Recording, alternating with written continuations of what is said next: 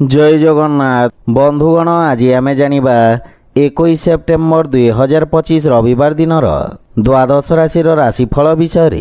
एही दैनिक राशिफल चंद्रंको गोचर गणना को नहीं आधारित एवं चंद्रंको गोचर गणना आम जीवन रे बहुत प्रभाव पकई थाए। तो आसंतु सर्वप्रथमे जानिबा आजिर तिथि और राशि नक्षत्र विषय रे। आज हेउची 21 सेप्टेम्बर 2025 रविवार आश्विन कृष्ण पक्ष अमावास्या रात्र 1 घंटा 24 मिनिट गते प्रतिपदा। आज पूर्वा फाल्गुनी नक्षत्र दिवा 9 घंटा 32 मिनिट गते उत्तरा फाल्गुनी नक्षत्र। आज सिंह चंद्र दिवा 3 घंटा 58 मिनिट गते कन्या चंद्र। आजिर पर्वोत्सव महालया अमावास्या एवं अदृश्य सूर्य पराग। आजिर शुभ बेला प्रातः 6 घंटा 31 मिनिट रु 8 घंटा 57 मिनिट पर्यंत।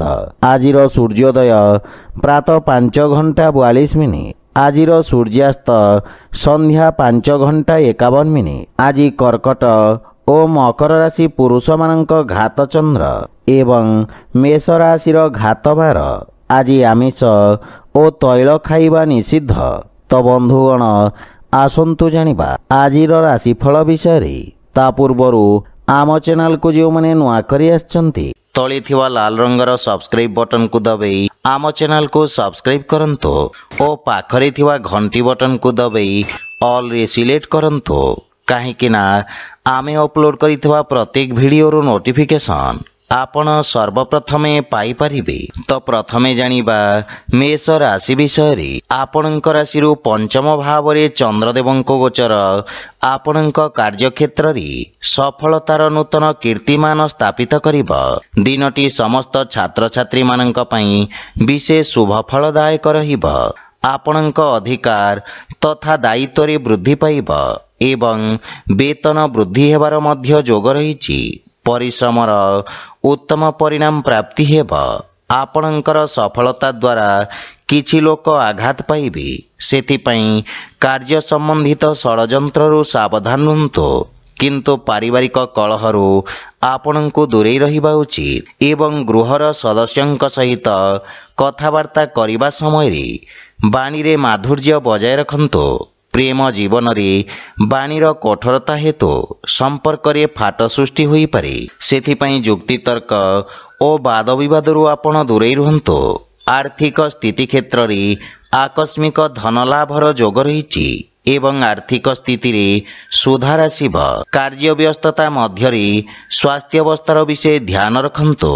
खाद्य एवं विश्रामर संपूर्ण जत्न नियंतु। आज आपण ओं आदित्याय नमः मंत्र जप करंतु शुभ फल पाइबे। वृष राशि चंद्रदेवंक चतुर्थ भाव रे गोचर कारणरू किछि समस्या आपणଙ୍କୁ हैरान करि पारि।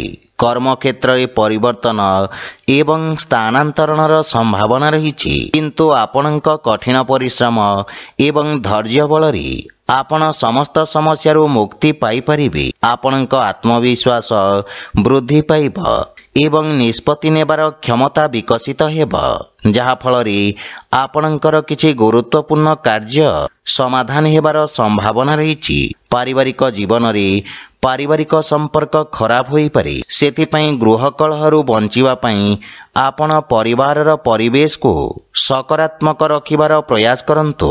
मातांक सहित थिबा मतभेद को विचार विमर्श करी समाधान करिवा परे मानसिक शांति बजाय रहिब। आर्थिक दृष्टिरू सामान्य संघर्ष करिबाकू पड़ी पारे किंतु परिणाम आपणଙ୍କ पई उत्तम रहिब। अनावश्यक खर्च सीमित रखंतु एवं रक्तचाप रोगी स्वास्थ्य अवस्थार विशेष जत्न नेबा आवश्यक। आज आपण असहाय व्यक्ति को साहाय्य करंतु शुभ फल पाइबे। मिथुन राशि आपणଙ୍କ तृतीय भाव रे चंद्रदेवंको गोचर आपणଙ୍କ राजनैतिक वर्चस्व रे वृद्धि करिबा एवं आपणଙ୍କ पराक्रम रे मध्य वृद्धि घटिब। आपण निज भितरे एक नूतन सकारात्मक शक्ति अनुभव करने समर्थ हेबे। सामाजिक मान सम्मान वृद्धि पाइब। आपणଙ୍କ भाई भौणीଙ୍କ साहाय्य रे समस्त कार्य सफल हेब। ପାରିବାରିକ ପରିବେଶ ସ୍ୱାଭାବିକ ରହିବ। କିନ୍ତୁ ଆପଣଙ୍କ ଭାଇ ଭଉଣୀମାନେ କିଛି ସମସ୍ୟାର ସମ୍ମୁଖୀନ ହୋଇପାରନ୍ତି। ଶ୍ୱଶୁର ଘର ପକ୍ଷରୁ କିଛି ବାଦ ବିବାଦ ଓ ମନମାଳିନ୍ୟର ସମ୍ଭାବନା ରହିଛି। ସେଥିପାଇଁ ବୁଝି ବିଚାରି କଥାବାର୍ତ୍ତା କରନ୍ତୁ। ଜୀବନସାଥୀଙ୍କ କିଛି ସ୍ୱାସ୍ଥ୍ୟ ସମ୍ବନ୍ଧିତ ସମସ୍ୟା ଦେଖାଦେଇପାରେ। ସେଥିପାଇଁ ମାନସିକ ଚିନ୍ତାକୁ ନିଜ ଉପରେ ପ୍ରଭାବୀ ହେବାକୁ ଦିଅନ୍ତୁ ନାହିଁ। ଆର୍ଥିକ ସ୍ଥିତି ଉତ୍ତମ ଅନୁକୂଳ ରହିଛି ଏବଂ କୌଣସି ପ୍ରକାର ଗୁପ୍ତ ମାର୍ଗ ମାଧ୍ୟମରେ ଧନ ପ୍ରାପ୍ତିର ସମ୍ଭାବନା ରହିଛି। କିନ୍ତୁ ସ୍ୱାସ୍ଥ୍ୟାବସ୍ଥାରେ ଅନିୟମିତ ରକ୍ତଚାପ ଜନିତ ସମସ୍ୟା ଦେଖାଦେଇପାରେ। ସେଥିପାଇଁ ସ୍ୱାସ୍ଥ୍ୟକୁ ଅଣଦେଖା କରନ୍ତୁ ନାହିଁ। ଆଜି ଆପଣ ଭଗବାନ କୃଷ୍ଣଙ୍କୁ ତୁଳସୀ ଦଳ ଅର୍ପଣ କରନ୍ତୁ, ଶୁଭଫଳ ପାଇବେ। କର୍କଟ ରାଶି, ଆପଣଙ୍କ ଦ୍ୱିତୀୟ ଭାବରେ ଚନ୍ଦ୍ରଦେବଙ୍କ ଗୋଚର ଆପଣଙ୍କ ସାଥୀମାନଙ୍କ ସହିତ ସମ୍ପର୍କରେ କିଛି ତିକ୍ତତା ଆଣିପାରେ। କିନ୍ତୁ ବାଣିଜ୍ୟ ବ୍ୟବସାୟ ଦୃଷ୍ଟିକୋଣରୁ ଦିନଟି ଉତ୍ତମ ଲାଭଦାୟକ ରହିଛି। ଆପଣ କାର୍ଯ୍ୟକ୍ଷେତ୍ରରେ ଉତ୍ତମ ସଫଳତା ପ୍ରାପ୍ତ କରିବେ। ରୋଜଗାର ବା ନିଯୁକ୍ତି କ୍ଷେତ୍ରରେ ପଦୋନ୍ନତିର ସମ୍ଭାବନା ରହିଛି। ଯେକୌଣସି କାର୍ଯ୍ୟରେ ଯାତ୍ରା କରିବା ଆପଣଙ୍କ ପାଇଁ ଲାଭଦାୟକ ପ୍ରମାଣିତ ହେବ। କିନ୍ତୁ ପାରିବାରିକ ଜୀବନରେ ଜୀବନସାଥୀଙ୍କ କିଛି କଥା ଆପଣଙ୍କୁ କଷ୍ଟ ଦେବ। କିନ୍ତୁ ପିତାଙ୍କ ପୂର୍ଣ୍ଣ ସହଯୋଗ ଓ ମାର୍ଗଦର୍ଶନ ଆପଣଙ୍କୁ ଲାଭ ପ୍ରଦାନ କରିବ। ମାତା ଓ ଜୀବନସାଥୀଙ୍କ ମଧ୍ୟରେ କିଛି ବିବାଦର ସମ୍ଭାବନା ରହିଛି, ଯାହା ପାରିବାରିକ କନ୍ଦଳ ସୃଷ୍ଟି କରିପାରେ। ପ୍ରେମ ସମ୍ବନ୍ଧରେ ପ୍ରଗାଢ଼ତା ଆସିବ ଏବଂ ଆର୍ଥିକ ସ୍ଥିତି କ୍ଷେତ୍ରରେ ଆଂଶିକ ଧନଲାଭ ବା ସମ୍ପତ୍ତିରୁ ଆପଣ ଲାଭବାନ ହେବେ। ସ୍ୱାସ୍ଥ୍ୟାବସ୍ଥା ଉତ୍ତମ ଅନୁକୂଳ ରହିଛି ଏବଂ ଆପଣ ରୋଗରୁ ମୁକ୍ତି ପାଇବେ। ଆଜି ଆପଣ ସୂର୍ଯ୍ୟଦେବଙ୍କୁ ସିନ୍ଦୁର ମିଶ୍ରିତ ଜଳ ଅର୍ପଣ କରନ୍ତୁ, ଶୁଭଫଳ ପାଇବେ। ସିଂହ ରାଶି, ଆପଣଙ୍କ ରାଶି ସ୍ଥାନରୁ ଚନ୍ଦ୍ରଦେବଙ୍କ ଗୋଚର ଆପଣଙ୍କ କାର୍ଯ୍ୟରେ ସଫଳତା ପ୍ରଦାନ କରିବ। ବିରୋଧୀ ଓ ଶତ୍ରୁମାନଙ୍କୁ ପରାସ୍ତ କରିବାରେ ଆପଣ ସଫଳ ହେବେ। ଯଦି କୌଣସି ଆଇନଗତ ବିବାଦ ଚାଲିଛି, ତେବେ ବିଜୟର ଶୁଭ ସମ୍ଭାବନା ରହିଛି। ଅନ୍ୟମାନଙ୍କ କ୍ଷେତ୍ରରେ ହସ୍ତକ୍ଷେପ କରିବା ଆପଣଙ୍କୁ କ୍ଷତି ପହଞ୍ଚାଇବ। ରୋଜଗାର କ୍ଷେତ୍ରରେ ଏହି ଗୋଚର ଆପଣଙ୍କୁ ଶୁଭଫଳ ପ୍ରଦାନ କରିବ ଏବଂ ପରିସ୍ଥିତି ଉତ୍ତମ ହେବାକୁ ଲାଗିବ। ପାରିବାରିକ ସ୍ତରରେ ଆପଣ ଜୀବନସାଥୀଙ୍କ ଭାବନାକୁ ସମ୍ମାନ କରିବେ ଏବଂ ପ୍ରେମ ଭାବ ବୃଦ୍ଧି ପାଇବ। ପରସ୍ପର ମଧ୍ୟରେ ଗୁରୁତ୍ୱପୂର୍ଣ୍ଣ ବିଷୟରେ ଚର୍ଚ୍ଚା କରିବେ, ଯାହା ଜୀବନ ସମ୍ବନ୍ଧିତ ଗୁରୁତ୍ୱପୂର୍ଣ୍ଣ ନିଷ୍ପତ୍ତି ନେବାରେ ଆପଣଙ୍କୁ ସାହାଯ୍ୟ କରିବ। କୌଣସି ସମ୍ପର୍କୀୟଙ୍କ କଥାବାର୍ତ୍ତା ଆପଣଙ୍କୁ ବ୍ୟଥିତ କରିବ ଏବଂ ପ୍ରେମ ସମ୍ପର୍କକୁ ନେଇ ଆପଣ ସାମାନ୍ୟ ଚିନ୍ତିତ ରହିବେ। ଆର୍ଥିକ ସ୍ଥିତି ଦୃଷ୍ଟିରୁ ସମୟ ଉତ୍ତମ ଅନୁକୂଳ ରହିଛି ଏବଂ ପୁରୁଣା ଋଣ ଭାରରୁ ମୁକ୍ତି ମିଳିବ। ସ୍ୱାସ୍ଥ୍ୟାବସ୍ଥା ଉତ୍ତମ ଅନୁକୂଳ ରହିବ ଏବଂ ପିତ୍ତ ସମ୍ବନ୍ଧିତ ରୋଗରୁ ଆରାମ ମିଳିବ। ଆଜି ଆପଣ ଭଗବାନ ଗଣେଶଙ୍କୁ ଦୁବ ଅର୍ପଣ କରନ୍ତୁ, ଶୁଭଫଳ ପାଇବେ। କନ୍ୟା ରାଶି, ଆପଣଙ୍କ ଦ୍ୱାଦଶ ଭାବରେ ଚନ୍ଦ୍ରଦେବଙ୍କ ଗୋଚର ଆପଣଙ୍କ ରୋଜଗାର କ୍ଷେତ୍ରରେ କିଛି ବାଧାବିଘ୍ନ ସୃଷ୍ଟି କରିବ। କ୍ରୋଧର ଅଧିକତା ଆପଣଙ୍କ ପାଇଁ କ୍ଷତିକାରକ ହେବ। ସେଥିପାଇଁ କୌଣସି ନିଷ୍ପତ୍ତି ନେବା ପୂର୍ବରୁ ଭବିଷ୍ୟତର ଯୋଜନା ବିଷୟରେ ଭଲ ଭାବରେ ଚିନ୍ତା କରିବା ଲାଭଦାୟକ ହେବ। ଛାତ୍ରଛାତ୍ରୀମାନଙ୍କୁ ନିଜ ଏକାଗ୍ରତା ବଜାୟ ରଖିବାକୁ ଅଧିକ ସଂଘର୍ଷ କରିବାକୁ ପଡ଼ିବ। ପାରିବାରିକ ଜୀବନରେ ବୈବାହିକ ଦାମ୍ପତ୍ୟ ଜୀବନରେ ସୁଧାର ଆସିବ, କିନ୍ତୁ ପ୍ରେମ ଜୀବନ ପାଇଁ ସମୟ ଅନୁକୂଳ ନୁହେଁ। ଧାର୍ମିକ ଆଧ୍ୟାତ୍ମିକ କାର୍ଯ୍ୟ ପ୍ରତି ଆପଣଙ୍କ ରୁଚି ବଢ଼ିବ। ଆର୍ଥିକ ସ୍ଥିତି ଉତ୍ତମ ଅନୁକୂଳ ରହିଛି ଏବଂ ଆର୍ଥିକ ଲାଭ ପ୍ରାପ୍ତ କରିବେ। ଅନାବଶ୍ୟକ ଖର୍ଚ୍ଚରେ ନିୟନ୍ତ୍ରଣ ଲାଗି ରହିବ। ବ୍ୟବସାୟୀମାନଙ୍କ ଆୟ ବୃଦ୍ଧି ପାଇବ, କିନ୍ତୁ କିଛି ଶାରୀରିକ ଅସୁବିଧାର ସମ୍ଭାବନା ରହିଛି। ଆଜି ଆପଣ ଗୋମାତାଙ୍କୁ ଖାଇବାକୁ ଦିଅନ୍ତୁ, ଶୁଭଫଳ ପାଇବେ। ତୁଳା ରାଶି, ଆପଣଙ୍କ ରାଶିରୁ ଏକାଦଶ ଭାବରେ ଚନ୍ଦ୍ରଦେବଙ୍କ ଗୋଚର ଆପଣଙ୍କ ଲାଭର ସ୍ଥିତିରେ ବୃଦ୍ଧି କରିବ। କାର୍ଯ୍ୟକ୍ଷେତ୍ରରେ ଆପଣଙ୍କ ସ୍ଥିତିରେ ଉନ୍ନତି ହେବ ଏବଂ ଆପଣଙ୍କର କାର୍ଯ୍ୟଦକ୍ଷତା ଅତ୍ୟନ୍ତ ଉତ୍ତମ ରହିବ। ବ୍ୟବସାୟୀମାନେ ନିଜ ବୁଦ୍ଧିର କୌଶଳ ବଳରେ କିଛି ଗୁରୁତ୍ୱପୂର୍ଣ୍ଣ ବ୍ୟବସାୟିକ ସଫଳତା ହାସଲ କରିବେ, କିନ୍ତୁ ପାରିବାରିକ ଜୀବନରେ ପରିବାର ସଦସ୍ୟଙ୍କ ମଧ୍ୟରେ ଭିନ୍ନତା ଏବଂ ବିବାଦର ସମ୍ଭାବନା ରହିଛି। ଏବଂ ମାତାଙ୍କ ସ୍ୱାସ୍ଥ୍ୟ ଉପରେ ଖରାପ ପ୍ରଭାବ ପଡ଼ିବ। ସେଥିପାଇଁ ମାତାଙ୍କ ସ୍ୱାସ୍ଥ୍ୟାବସ୍ଥାର ବିଶେଷ ଯତ୍ନ ନେବା ଆବଶ୍ୟକ। ଆପଣ ସାମାନ୍ୟ ମାନସିକ ଚିନ୍ତା ଅନୁଭବ କରିବେ, କିନ୍ତୁ ଜୀବନସାଥୀଙ୍କ ସହିତ ସମ୍ପର୍କରେ ପ୍ରଗାଢ଼ତା ଆସିବ ଏବଂ ପ୍ରେମ ଜୀବନରେ ପ୍ରେମୀଙ୍କ ସହିତ ସମୟ ବ୍ୟତୀତ କରିବାର ଅବସର ମିଳିବ। ଆର୍ଥିକ ସ୍ଥିତି କ୍ଷେତ୍ରରେ ଆପଣ ଯେକୌଣସି ଚଳନଶୀଳ ଏବଂ ଅସ୍ଥାବର ସମ୍ପତ୍ତିରେ ବିନିଯୋଗ କରିପାରିବେ, ଯାହା ଆପଣଙ୍କୁ ଲାଭ ପ୍ରଦାନ କରିବ।